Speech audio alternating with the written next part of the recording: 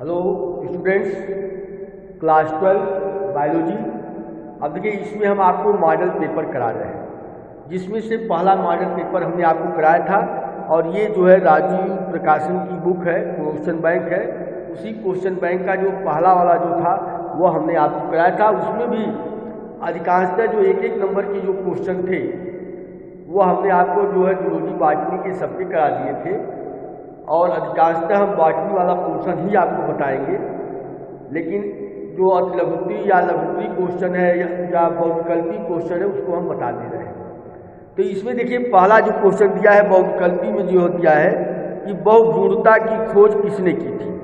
यह बहुभ्रूणता, ये पहला क्वेश्चन विकल्पी का बहुविकल्पी का है। तो पहला क्वेश्चन है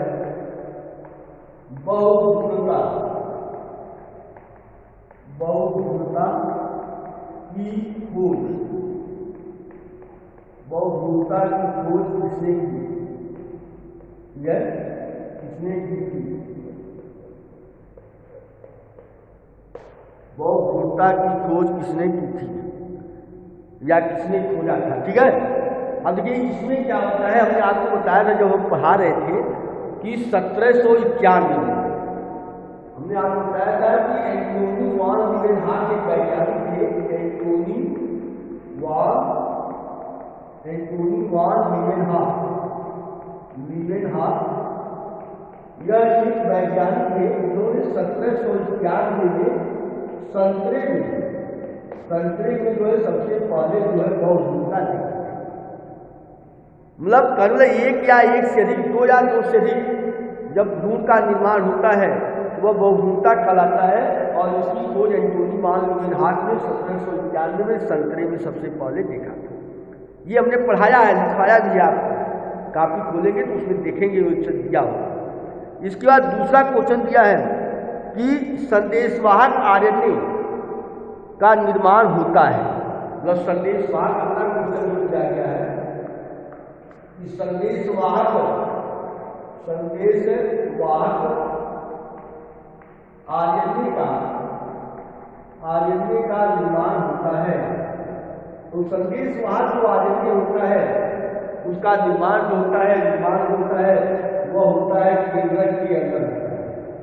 तो केंद्रक जो होता है उस केंद्रक के अंदर संदेशवाहक या ट्रांसफर आरएनए का निर्माण। ये जो है आपका आंसर हो गया, ठीक है। तो ये आता है कि बात जवाब।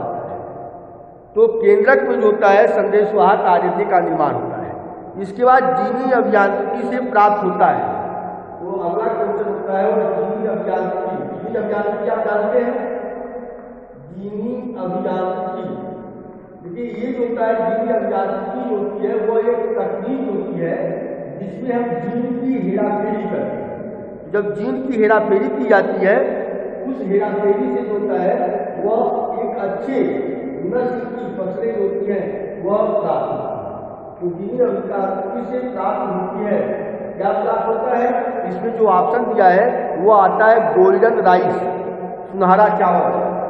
इसका आंसर जाएगा जो सुनहरा चावल होता है या गोल्डन राइस होती है वह इसका क्या होता है कि आनुवंशिक अभियांत्रिकी से प्राप्त होता है या जीनी अभियांत्रिकी से प्राप्त होता है। और जीनी अभियांत्रिकी आप जानते हैं यह एक आधुनिक विधि होती है जिसमें डीएनए की हेराफेरी की जाती है, अदला बदली की जाती है और अदला बदली करके नई उच्च क्वालिटी की, उच्च गुणवत्ता वाले पौधों का निर्माण किया जाता है।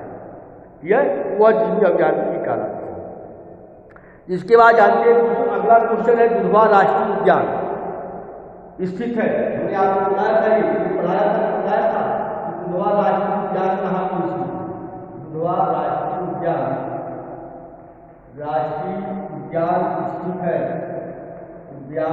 स्थित है, ठीक है। कहाँ पे स्थित है ये हमने आपको बताया था। कहाँ पे जो होता है उत्तर प्रदेश के लखीमपुर खीरी जिले में स्थित है। तो आपको उत्तर राज्य दिया है, तो राज्य दिया है तो वह उत्तर प्रदेश हो जाएगा। अगर जिला दिया जाता तो लखीमपुर खीरी जिले में क्या होता है, यह स्थित है। तो दुधवा राष्ट्रीय उद्यान जो होता है वो लखीमपुर खीरी जिले में स्थित होता है। इसके बाद देखिए दिया है, इसके अंदर है जैव प्रौद्योगिकी से आप क्या समझते हैं। अगला जो मतलब है इसमें जो है जो बायोलॉजी का इसमें दिया गया है, मतलब कहने बॉटनी का जो दिया गया है कि उसमें जैव प्रौद्योगिकी किसे कहते हैं। अब देखिए पहला जो होता है, आप जो है परिभाषा लिखाया गया है, हमने सब लिखवाया है कि जैव प्रौद्योगिकी होती है मतलब जैव प्रौद्योगिकी होती है उनमें उन तकनीकों का उपयोग किया जाता है जिसमें जीवधारियों, जैव तकनीकी में या हम जैव प्रौद्योगिकी में उन तकनीकों का उपयोग करते हैं जिसमें जीवधारियों या उनसे प्राप्त जो एंजाइम्स होते हैं, जीवधारियों या उनसे प्राप्त एंजाइम का उपयोग मानव कल्याण के लिए उपयोगी उत्पादों के निर्माण में किया जाता है। तो कहने का होता है कि जैव प्रौद्योगिकी में हम उन तकनीकों का उपयोग किया जाता है जिसमें जीवधारियों या उनसे प्राप्त जो होते हैं एंजाइम की सहायता से जो होते हैं मानव कल्याण में उपयोगी जो होते हैं उत्पादों का निर्माण करते हैं। जो उपयोगी उत्पाद होता है उसका निर्माण किया जाता है। जैसे कृषि के क्षेत्र में यह कृषि के क्षेत्र में इस्तेमाल करते हैं, और इसके अलावा जो होता है कि औषधि के क्षेत्र में हम इस्तेमाल करते हैं, चिकित्सा के क्षेत्र में उसका इस्तेमाल किया जाता है, और चिकित्सा के साथ साथ कृषि के क्षेत्र में इस्तेमाल करते हैं। ये तमाम जगह पे आनुवंशिक अभियांत्रिकी या जो है जैव प्रौद्योगिकी का इस्तेमाल किया जाता है। अब आगे वाला क्वेश्चन देखिए क्या है, अगला दिया है कि इसमें जो है आनुवंशिक रूपांतरित जीव से आप क्या समझते हैं। तो जो आनुवंशिक रूपांतरित जीव होता है, आनुवंशिक रूपांतरित जीव का मतलब होता है कि किसी भी वर्ग के पौधे या जंतु अथवा अन्य जीव जिनके जीन्स जैव प्रौद्योगिकी द्वारा परिवर्तित किए जा चुके हैं, मतलब कहने किसी भी वर्ग के पौधे हों या जंतु हों अथवा अन्य जीव हैं जिनके जीन्स जो होते हैं वह जैव प्रौद्योगिकी द्वारा परिवर्तित किए जा चुके हैं, उसे आनुवंशिक रूपांतरित जीव कहते हैं या जेनेटिकली मॉडिफाइड ऑर्गेनिज्म कहते हैं।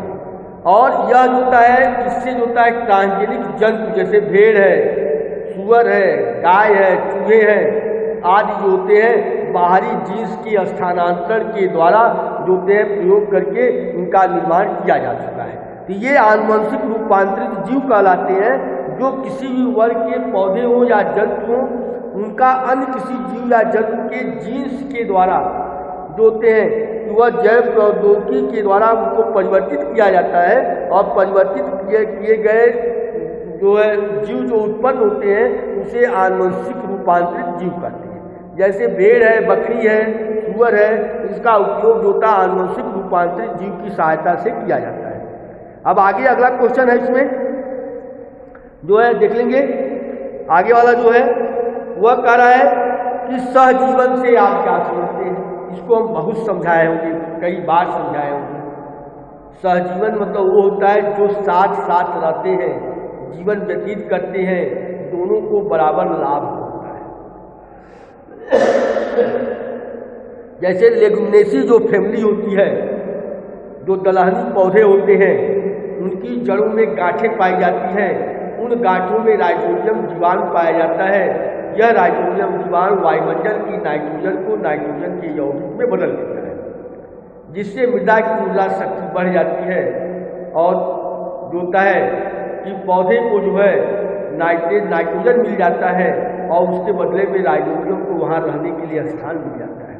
तो यहाँ पे क्या है, दोनों वर्ग को बराबर का लाभ होता है, इसलिए इसे हम सहजीवन कहते हैं। ठीक है। इसके बाद देखिए आता है आपका कि चिकित्सा के क्षेत्र जैव प्रौद्योगिकी की उपयोगिता लिखी। ये जो चिकित्सा का क्षेत्र है, मेडिसिन का क्षेत्र है, मतलब जब जैव प्रौद्योगिकी आ गई, जो है जैव तकनीकी जब का प्रयोग होने लगा, तो मानव के जीवन प्रत्याशा में क्या होगी, वृद्धि हुई। बहुत सी ऐसी बीमारियां थी जिनका निराकरण नहीं हो पाता था, लेकिन जैव प्रौद्योगिकी के मानव के आ जाने से हम बहुत से ऐसे असाध्य रोग होते हैं जिनको आसानी से दूर किया जा सकता है।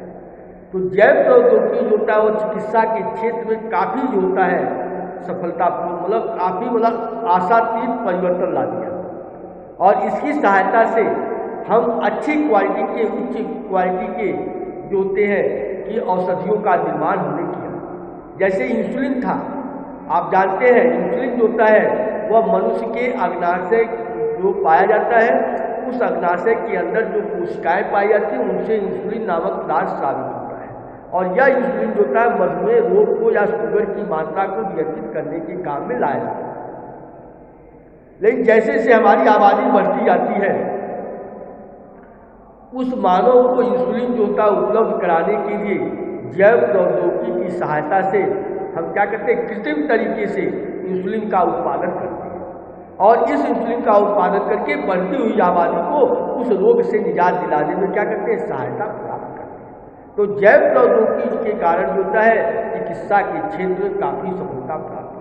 आजकल जितने भी मेडिसिन होती हैं, दवाइयाँ होती हैं, औषधियाँ होती हैं, उनका निर्माण जैव प्रौद्योगिकी के माध्यम से किया जाता है, जिससे लोगों के जीवन प्रत्याशा में क्या हो, वृद्धि। ठीक है, ये मतलब उसका था। इसके बाद आवृतबीजी पौधों में द्वितीय निषेचन क्रिया का संक्षिप्त उल्लेख कीजिए। हमने आपको बताया था कि जो आवृतबीजी पौधे होते हैं उसमें द्वितीय निषेचन की क्रिया होती है। तो इसमें जो होता है, जब युग्मक जो होता है कि जब जो होते हैं नर और मादा युग्मक मिलते हैं तो निषेचन की क्रिया होती है, युग्मज का निर्माण होता है और युग्मज के बाद जो होता है इसमें जो होता है निषेचन होता है। तो इसको आप यहाँ ये न समझिए, यहाँ आप समझिए कि जब पौधों में पुष्पों में परागण की क्रिया होती है तो परागण की क्रिया के बाद जो होता है पराग कणों का अंकुरण होता है। तो पराग कणों का अंकुरण जो होता है वह वर्तिकाग्र के ऊपर होता है और जब पराग कण अंकुरित हो जाते हैं तो पराग नलिका का निर्माण होता है। उस पराग नलिका के अंदर दो नर युग्मक बनते हैं और ये नर युग्मक जो होता है जो मादा कोशिका होती है जिसको हम भ्रूण कोश कहते हैं, उस भ्रूण कोश के अंदर 7 कोशिकीय और 8 केंद्रीय रचना का निर्माण होता है।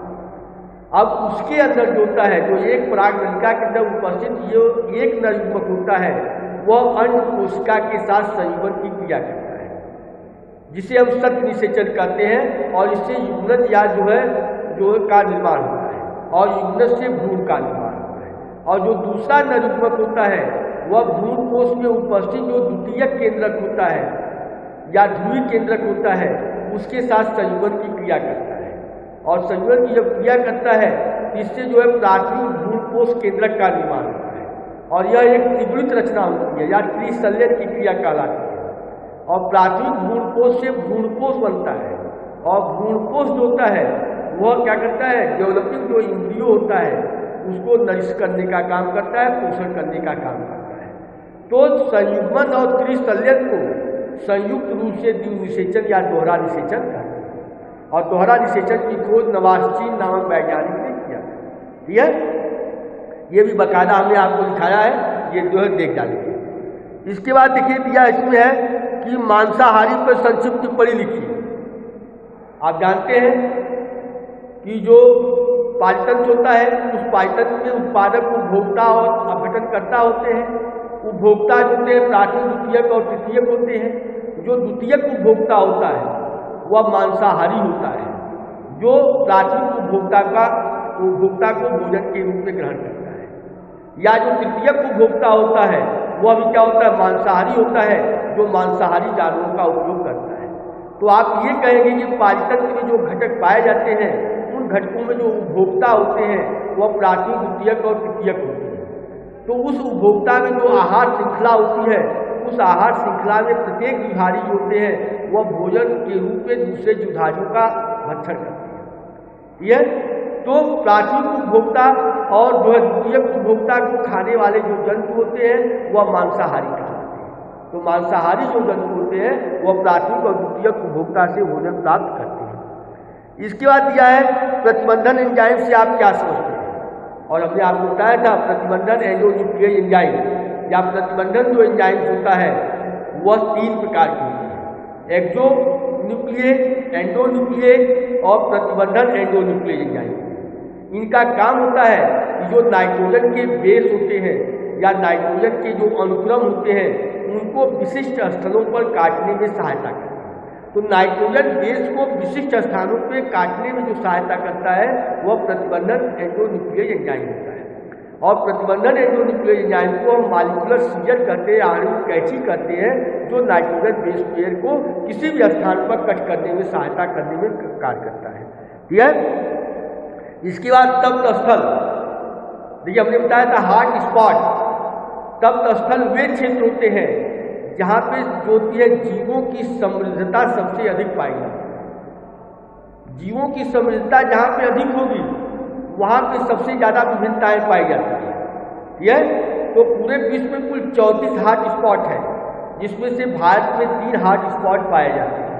ठीक है, पूर्वी हिमालयन हॉट स्पॉट, पश्चिमी हिमालयन हॉट स्पॉट और इंडो बर्मा हॉट स्पॉट।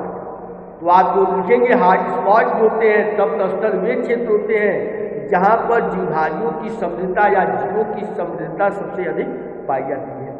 और जहाँ पे जीवधारी की समृद्धता अधिक होगी वहाँ पे जैव विविधताएँ भी क्या होती है, अधिक पाई जाती है।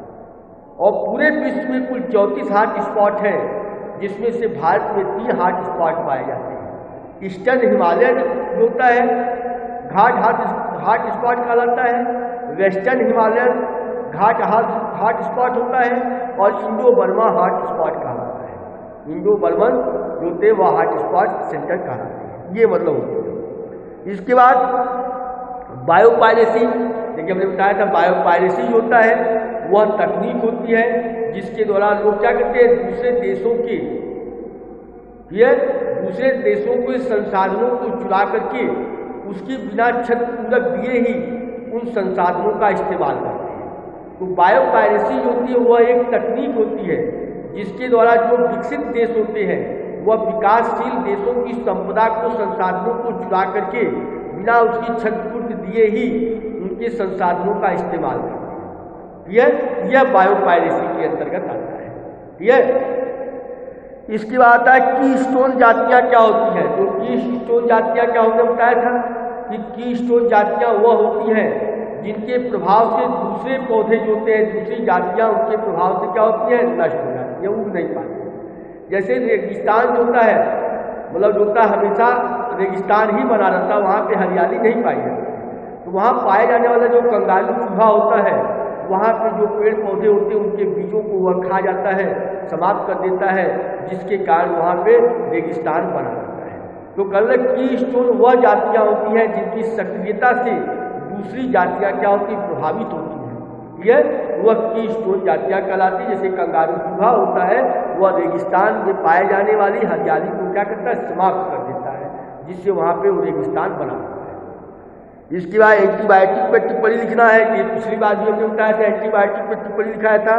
इसके बाद परिभक्षी पर टिप्पणी लिखना है। तो परिभक्षी हमने बताया कि यह जो होता है कि परिभक्षी में जो होता है कि इसमें एक जीवधारी को जो होता है लाभ होता है, दूसरे को जो है हानि होती है। तो इसमें परिभक्षी में जो होता है वह प्रत्येक जो जीवधारी होता है एक दूसरे के जो होता है कि वह जो होता है शिकार करता है उसका है। ठीक है, तो एक जीव जो होता है दूसरे का शिकार करता है और शिकार करके उसको मार करके खा जाता है। ठीक है, तो ये जो होता है जो है भक्ष्य के रूप में और शिकारी के रूप में जाने जाते हैं। तो वही होता है परिभक्षण कहलाता है। इसको जो हमने आपको कापी में आपने लिखवाया है डिटेल में, उसको आप पढ़ेंगे। इसके बाद देखिए आवृतबीजी पौधों के जीवन चक्र का पिछले वाले मॉडल पेपर में हमने आपको बताया था। आवृतबीजी पौधों का जीवन चक्र वो बताया था कि जो काका प्रकाशन की बुक है उसमें पहले ही पेज पे वो फिगर दिया है, उस फिगर को बनाएंगे, उसके बारे में पढ़ लेंगे। ठीक है, और उस तरह जो होता है राजू प्रकाशन में भी दिया है, 19 पेज पे वो फिगर दिया है। इसके बाद दिया है युग्मक जनन किसे कहते हैं, शुक्राणु जनन से हमको कोई मतलब नहीं है। और इसके बाद होता है जैव विविधता क्या है, जैव विविधता के संरक्षण की क्या क्या नीतियाँ अपनाई जाती हैं। जैव विविधता की परिभाषा लिखेंगे। ठीक है, और इसके संरक्षण की 2 विधियाँ अपनाई जाती हैं। एक इन सीटू होता है, दूसरा एक्स सीटू होता है।